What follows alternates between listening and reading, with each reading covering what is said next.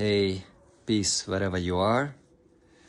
And as per popular demand, let's review or talk about what are the most common ways people get hacked in crypto.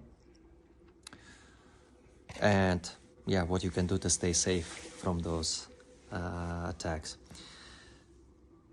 So let's talk about physical attacks first. So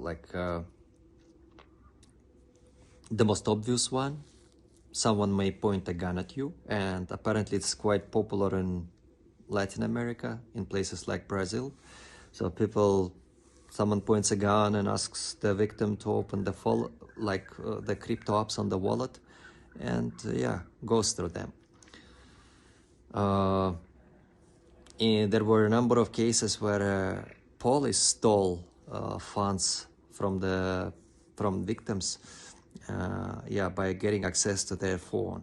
So the police has to inspect the guy's phone, and then looks for like crypto apps, maybe exchange apps. A lot of people are using Binance, I guess, so it's very easy to just like search for Binance and see if there is anything there. So that's another common way. And if someone is inspecting your phone and they know where to look, they can just look not just for the exchange apps but also for wallet apps. So you basically get the idea. So what are the effective ways to stay safe in those cases?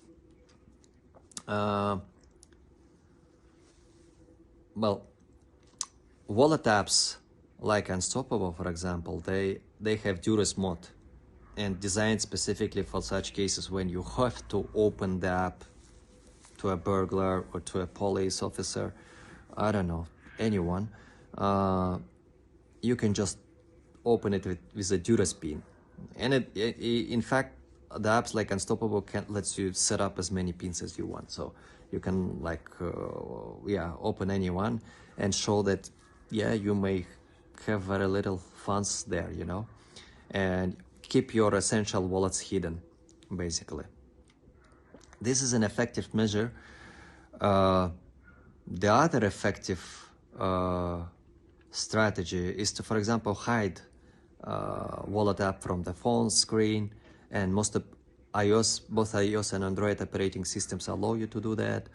And apps like Unstoppable also allow you to change the wallet app icon to an icon that looks like a game, so an attacker is unlikely to click on to see and think of it as a crypto-related app. And that's also why it's not a good idea to carry your hardware wallet device with you, because when you carry it, you kind of tell whomever is trying to rob you that, okay, I got crypto, on me. And it's very difficult to convince the other person that it's something insignificant there, In most cases, you are likely to, you will be forced to open it. So that when it comes to physical attacks. And there are also digital ones. And when it comes to digital, I'm thinking of two common hacks that cover pretty much 90% of all the cases that happen now. So these are phishing emails, and the way those works is that when you receive an email that looks like legit one, and that email is designed in a way, it's crafted in a way where the victim is likely to click on a link, especially the one who is not very proficient in security stuff, to click on a link and ultimately log into a website that looks like a legit one, but actually a fake one, or download a software that looks like a legit one, but it's actually a fake one. And there are many ways it can happen. So how do attackers get those emails?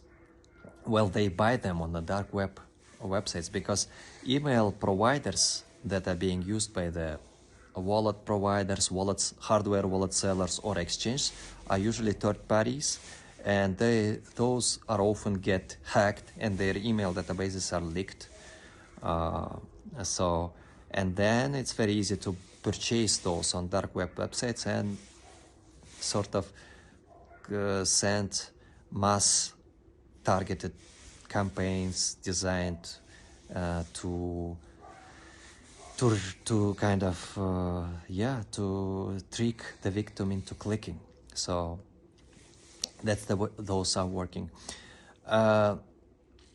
Another common hack is also a phishing hack, but it's called address poisoning attacks, and it mostly happens to those who are transacting with Ethereum, USDT, tethers, or other tokens on Ethereum. And the way those work, well, they're quite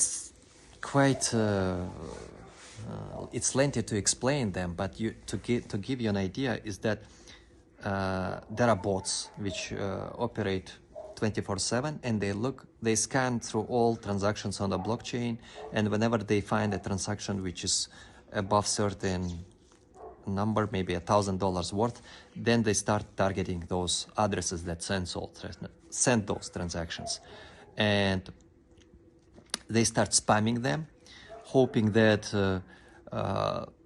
the victim would then send another transaction to one of those